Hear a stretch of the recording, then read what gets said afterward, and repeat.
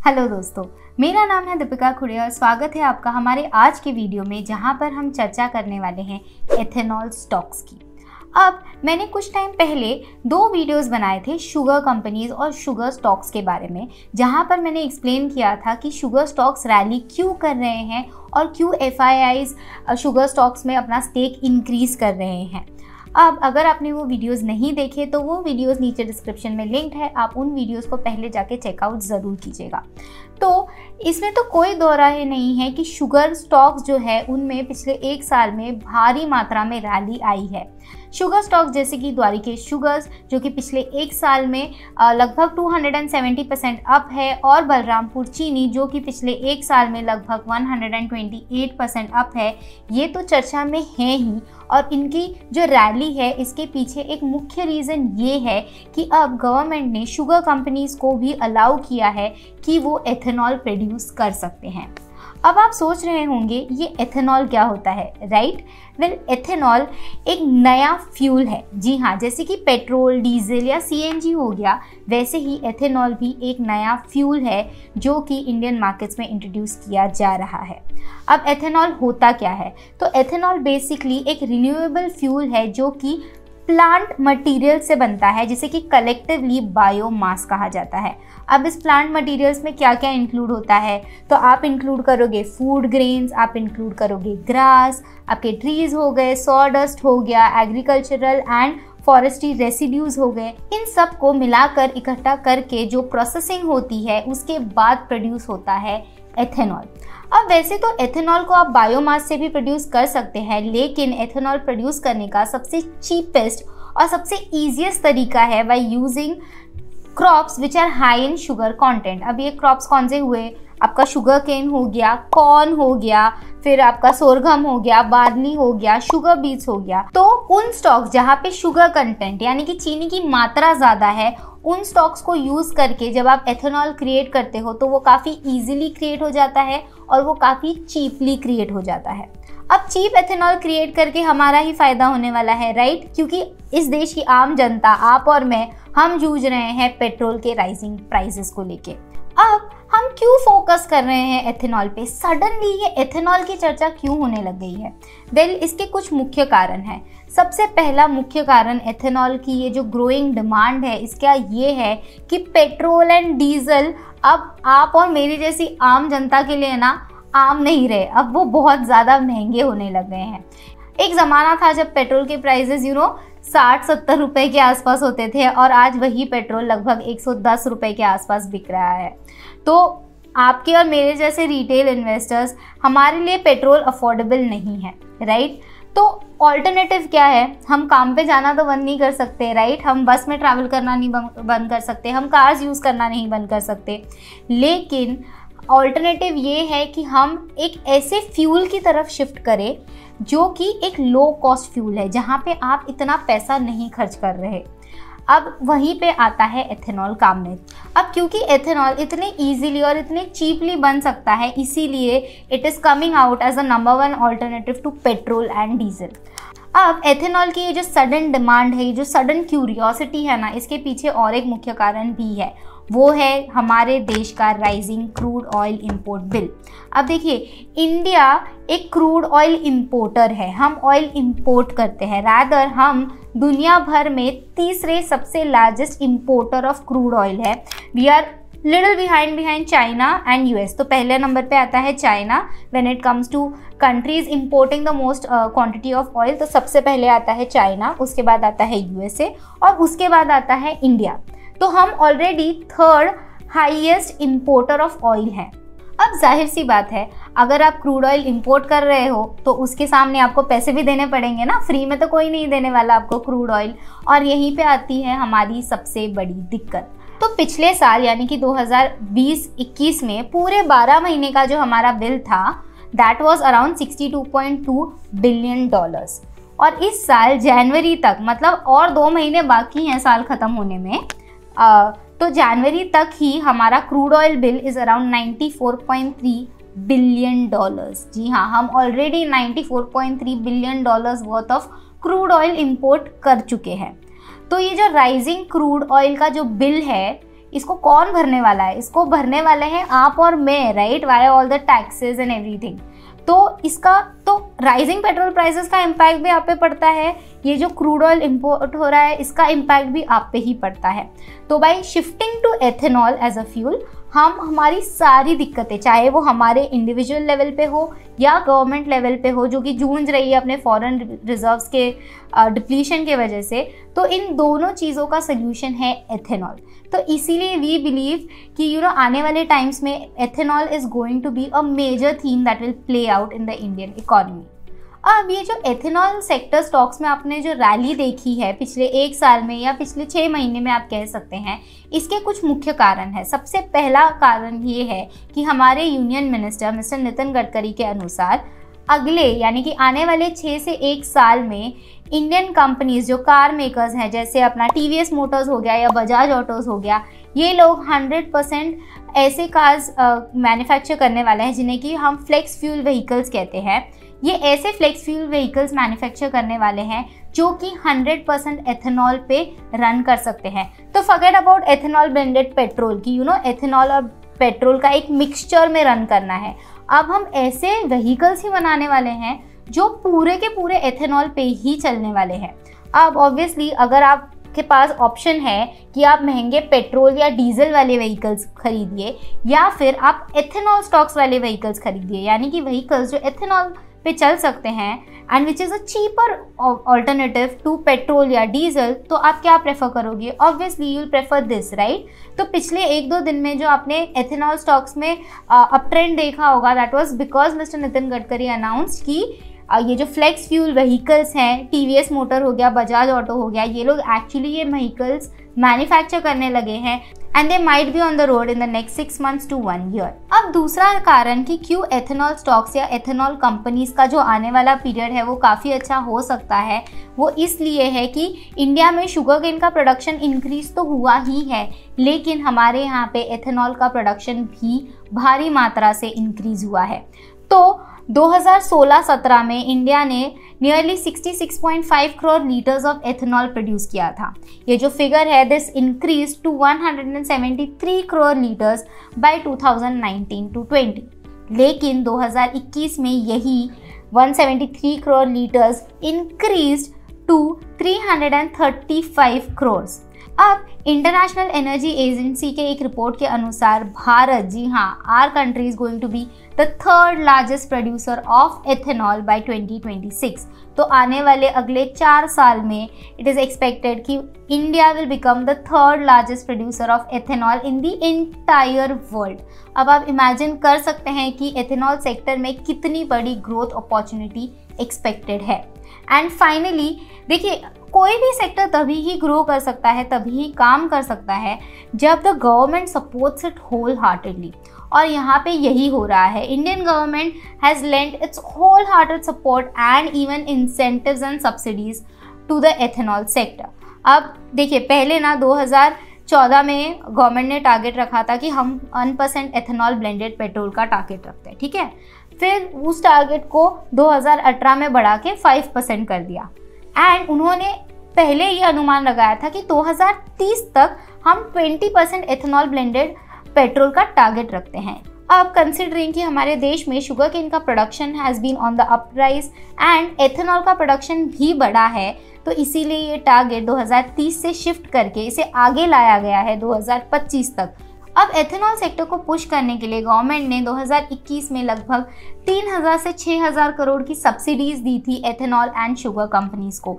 उन्होंने तो sugar companies को ये अधिकार भी दे दिया कि आप एथेनॉल पंप सेटअप कीजिए, क्योंकि देखिए डिमांड है, इंडिया में नहीं तो ग्लोबली भी डिमांड है and the more we are able to cater to this demand the more the ethanol sector will grow. आइए अब बात करते हैं 4 ऐसे एथेनॉल स्टॉक्स की जो कि आने वाले टाइम में आपके रेडार पे होने चाहिए और हमारे वॉच लिस्ट में भी हैं। अब इससे पहले कि हम इन 4 एथेनॉल स्टॉक्स की चर्चा करें, मैं आपको यहाँ पे एक डिस्क्लेमर देना चाहती हूँ कि ये किसी भी तरीके का इन्वेस्टमेंट एडवाइस नहीं है। हम ये जो 4 स्टॉक्स डिस्कस करने वाले हैं, हम ये प्योरली एक एजुकेशनल पर्सपेक्टिव से कर रहे हैं।